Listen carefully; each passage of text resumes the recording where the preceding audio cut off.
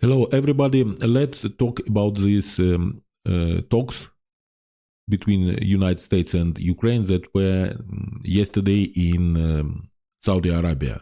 So, Ukraine agrees to a 30-day ceasefire.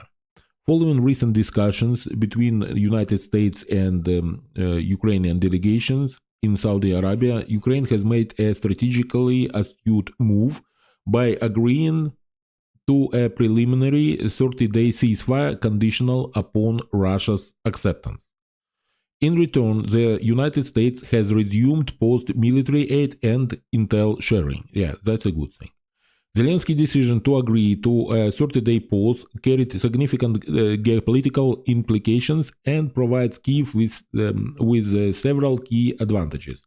First, shifting the narrative and securing U.S. military aid. One of the most significant benefits of this move is its impact on international perception.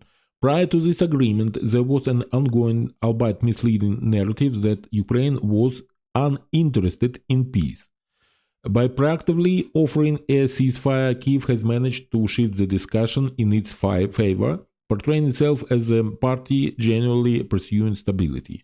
More importantly, this shift in narrative is crucial for securing continued U.S. military and intelligence support. President Donald Trump, facing political and strategic constraints, needed a justification for maintaining aid to Ukraine without appearing to backtrack on his previous stance. Given the deteriorating situation on the front, particularly in the Kursk region, a total collapse of Ukraine's defenses would have been politically costly for him. The ceasefire agreement provided Trump with convenient political cover to resume support without admitting policy reversal, an approach consistent with his broader reluctance to appear weak. For example, it was evidenced by his recent doubling down on tariff increases against Canada after a market downturn. This maneuver ensures that U.S. assistance remains intact, allowing Ukraine to stabilize its defense capabilities and maintain its intelligence sharing agreements, crucial lifelines for its war efforts. And the second point was that this agreement for a 30-day ceasefire is forcing Putin into a strategic dilemma. The timing of this ceasefire proposal is particularly problematic for Moscow. Just 1 day prior to its announcement, Ukraine launched hundreds of unmanned aerial vehicles, drones, against Moscow, a direct response to Russia's intense missile barrages in the previous weeks. Now Putin faces a difficult decision. If he accepts the ceasefire, he risks appearing weak by failing to retaliate against Ukraine's large-scale attack. In addition, Russia would need to pause its offensive in the Kursk region. In fact, Putin would have to agree to pause efforts to push out Ukrainian forces from its own territory. His domestic and military hardliners will see this as an unacceptable concession. If he rejects the ceasefire, he hands Ukraine a diplomatic victory, allowing Kyiv to argue that Moscow, not Ukraine, is the one obstructing peace. This in turn strengthens Kyiv's case for pushing Trump to pressure Putin. From Ukraine's perspective, either scenario is advantageous. If the ceasefire holds, Ukraine gains critical time to regroup and replenish resources. If Russia rejects it, Ukraine can further leverage diplomatic channels to increase pressure on Moscow. Third, positioning Europe as a key player in future negotiations. Another critical component of this pronouncement is Ukraine's insistence that Europe must play a central role in future discussions. The Ukrainian delegation reiterated that European partners shall be involved in the peace process. This inclusion is strategic for multiple reasons. It ensures that European allies remain engaged and cannot afford to be complacent. It sets the stage for Europe to increase its military assistance, framing it not as preparation for the renewed conflict, but as a necessary step in strengthening Ukraine's deterrence against future aggression. It reinforces Ukraine's position within the broader Western security architecture, making any future settlement more favorable to Kiev. The strategic benefit here is clear. Ukraine is playing for time. If Russia agrees to the ceasefire, this pause will allow European nations to expand their military contributions and close existing gaps in Ukraine's defense capabilities. So, what are risks and what are potential challenges? While this strategy presents clear advantages, it is not without risk. First, the race to rebuild military strength. The key question following a ceasefire will be who can rebuild their military capacity faster, Ukraine with European assistance or Russia.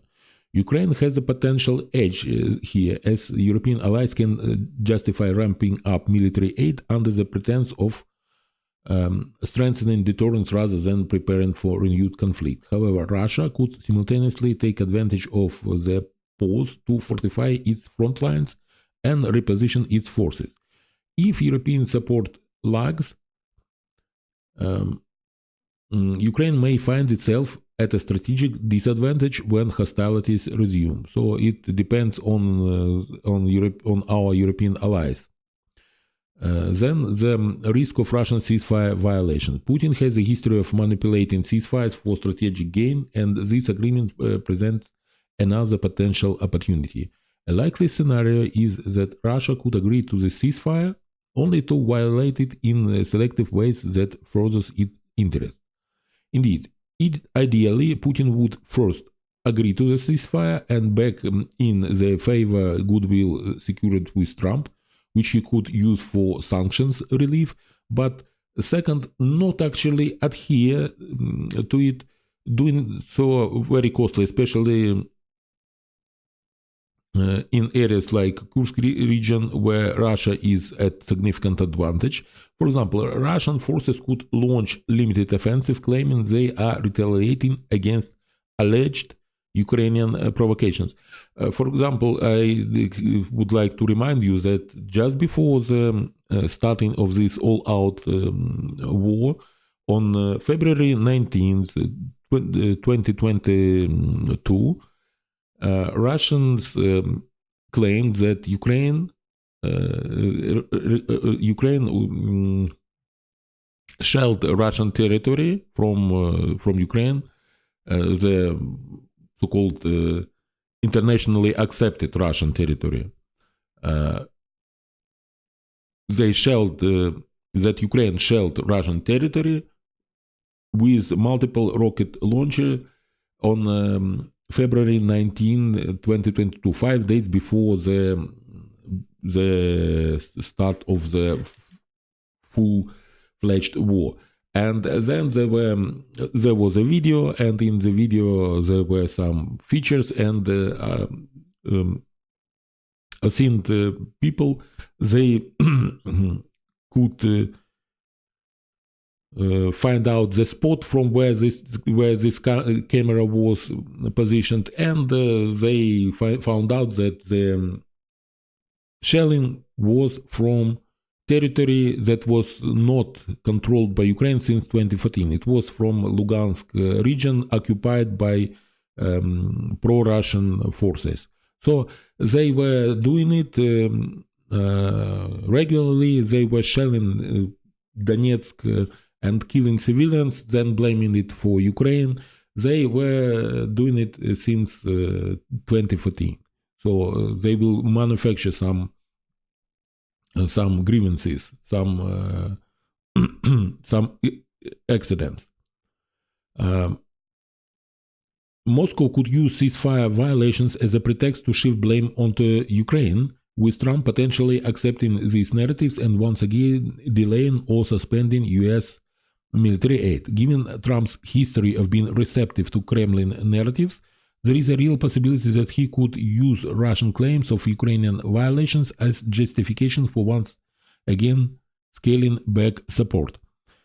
Strategic imperative for Europe. To mitigate this risk, Europe must act decisively. Historically, European leaders have demonstrated a tendency towards complacency, particularly when there is a temporarily lull in hostilities. There is not the time for hesitation. Instead, European nations should use this opportunity to accelerate arms deliveries, enhance intelligence sharing, and prepare Ukraine for potential resumption of conflict.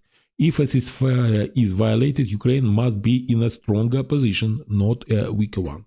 Well, there still hasn't been any official reaction. I have not yet seen that an official reaction from Moscow, but I think that they will reject it. They cannot accept this proposal for a temporary 30-day ceasefire. They will reject it. They will say that no, we're not, as they were saying previously already, that we are not interested in a ceasefire. We should make a comprehensive peace agreement first, and then, basing on this comprehensive peace agreement, implement it into life. And part of this comprehensive peace agreement might be ceasefire, but we should agree upon the how will this peace look like beforehand. And to do that, Russian position should be taken into account, and the root causes of conflict should be eliminated. And the root cause of this conflict, from Russian point of view, is the existence of Ukrainian state as itself. So this is the root cause. They just don't want Ukraine to exist. This is the root cause of the conflict. Of course, they are not saying that. They are saying that Ukraine should not be able to come into NATO, join NATO, and all the other bullshit. But we know that the real reason, the real root of this conflict is they want to restore their empire, and they want to to return to 1980, at the end of 1980s, when there was sphere of influence, including Poland, Czech Republic, Slovakia, Hungary, and all this Eastern Europe, and neutrality for Finland and Baltic states should come back into revived Soviet Union. So actually, at the end of 2021, that was what the deputy foreign minister of Russian Federation said basically to United States and to other NATO members. He said them basically, take your stuff and get the fuck out of here. Meaning just give back us our Soviet empire with our satellites in Eastern Europe. That was what was said and what was proposed, and that's what the negotiating position is. They would like to restore their Soviet empire in all its glory. So, thank you for watching. Have a nice day. Slava Ukraini.